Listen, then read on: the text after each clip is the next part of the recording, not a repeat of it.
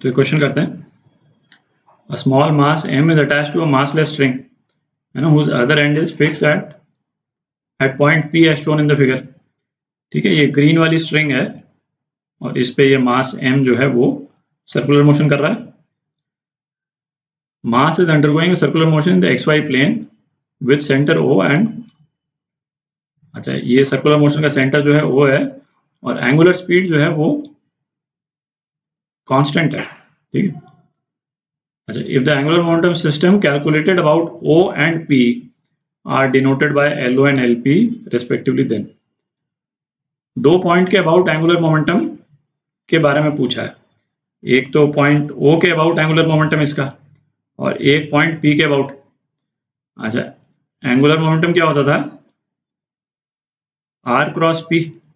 ठीक है, तो मास को यदि बाहर निकाल लें तो R क्रॉस V हो गया। ठीक है, अच्छा अब पहले LO देखते हैं, angular momentum about point O। तो LO देख रहे हैं अपन। ठीक है, तो LO के केस में यदि इस वाले इंस्टेंस पे हम R ड्रॉ करेंगे तो R क्या डायरेक्शन हो जाएगा, ये डायरेक्शन हो जाएगा R का। इसको मैं RO बोल देता हूँ। ठीक है, इस पॉइंट पे ये डायरेक्शन है। अच्छा पहला तो मैग्नीट्यूड, R का मैग्नीट्यूड तो चेंज हो नहीं रहा है। अच्छा V भी चेंज नहीं हो रहा है क्योंकि एंगुलर स्पीड जो है कांस्टेंट है। तो अब क्या रह गया, केवल डायरेक्शन रह गया। तो हमको ये देखना है कि LO का डायरेक्शन चेंज हो रहा है क्या। तो LO क्या है, M R0 क्रॉस V।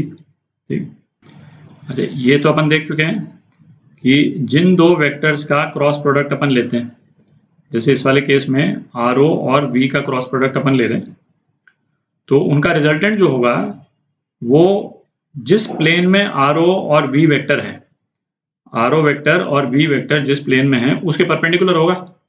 ठीक है, तो इस वाले केस में RO और V जो है वो किस प्लेन में है, जैसे इस इंस्टेंस पे जो मैंने बनाया है RO और V जो है वो XY प्लेन में है। ठीक है, ये यूनिफॉर्म सर्कुलर मोशन कर रहा है XY प्लेन, इसीलिए RO और V को XY प्लेन में मैंने बोला। अच्छा RO या V का प्लेन चेंज हो रहा है क्या, है ना, V भी कॉन्स्टेंटली XY प्लेन में ही रह रहा है। ठीक है, XY प्लेन क्या हो गया, ये वाला प्लेन हो गया अपना। एक तरह से यदि मैं ड्रॉ करूं तो कुछ इस टाइप का प्लेन हो गया। ठीक, तो RO भी कॉन्स्टेंटली इसी प्लेन में रह रहा है और जो V वेलोसिटी है ना, कभी V वेलोसिटी का डायरेक्शन चेंज हो रहा है बट प्लेन चेंज नहीं हो रहा है ना। यहाँ पे इस डायरेक्शन में हो जाएगी V वेलोसिटी, यहाँ पे इस डायरेक्शन में, यहाँ पे इस डायरेक्शन में, पर प्लेन जो है इसका इसी प्लेन में रहेगा। तो जब इसका प्लेन चेंज नहीं हो रहा है तो LO का डायरेक्शन चेंज नहीं हो रहा है। ठीक, तो ना तो इसका मैग्नीट्यूड चेंज हो रहा है ना डायरेक्शन चेंज हो रहा है। ये तो LO हो गया। अब LP देखते हैं, LP M इस इंस्टेंस पे, ये जो मैंने अभी जो जिस पोजीशन पे ये मास M हमने रखा हुआ है, तो इस वाले इंस्टेंस पे जो R है, R का डायरेक्शन क्या है, ये डायरेक्शन है, इसको मैं RP बोल देता हूँ। ठीक है, तो M RP इंटू V।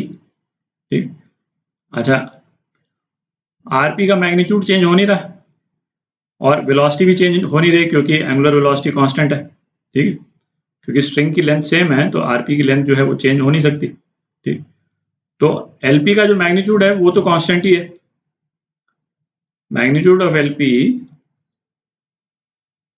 ये तो कांस्टेंट है।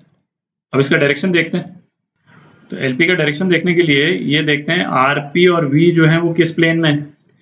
यदि RP और V जिस प्लेन में है, जैसे इस इंस्टेंस में जिस भी प्लेन में है, ठीक, यदि वो प्लेन चेंज हो रहा हो, जैसे जैसे R का डायरेक्शन चेंज होगा या V का डायरेक्शन चेंज होगा, ठीक है, यदि प्लेन चेंज हो रहा है तो इसका मतलब LP का डायरेक्शन चेंज हो जाएगा।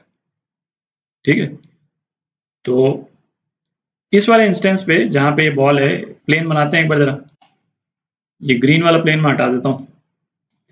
हालांकि ये तो आप क्लियरली देख सकते हैं कि भाई RP और V का जो प्लेन जो है वो तो चेंज हो ही रहा है कि नहीं। यहाँ पे इसका प्लेन थोड़ा सा बनाना मुश्किल है। जैसे यहाँ पे प्लेन जो है लगभग कुछ इस टाइप का दिखेगा, ठीक है। और आरपी क्रॉस वी, एलपी का डायरेक्शन जो है वो आरपी के भी परपेंडिकुलर होगा, वी के भी परपेंडिकुलर। तो यहाँ पे यदि बना दें आरपी के परपेंडिकुलर तो कुछ इस डायरेक्शन में हो जाएगा एलपी, ठीक है। अच्छा, और ये तो ऑब्वियस ही है कि आरपी को यदि हम इस डायरेक्शन में पहुंचा दें और इस वाले केस में जो ये मास m है वो आउटसाइड द पेपर आ रहा है, ठीक है, तो प्लेन जो है वो कंप्लीटली चेंज हो जाएगा, है ना। और इस वाले केस में एलपी का डायरेक्शन क्या हो जाएगा, इस वाले केस में एलपी का डायरेक्शन ये हो जाएगा। आप राइट हैंड थंब रूल लगा करके देखें, ठीक है। तो बिल्कुल ऑब्वियस ही है कि प्लेन जो है वो कॉन्टिन्यूसली चेंज हो रहा है। इनफैक्ट ये जो कोन जो बन रहा है ना, कोन के पैरेलल रहेगा बेसिकली, ठीक है। कोन को टेंजेंट बनाते हुए वो जैसे जैसे आर चेंज होगा वैसे वैसे प्लेन चेंज होता जाएगा, ठीक है। तो एलपी जो है वेरी कर रहा है कॉन्स्टेंटली। तो अब ये स्टेटमेंट्स देखते हैं। तो इसमें जो सी स्टेटमेंट है, LO remains constant while LP varies with time, ठीक है, सी पार्ट ये करेक्ट।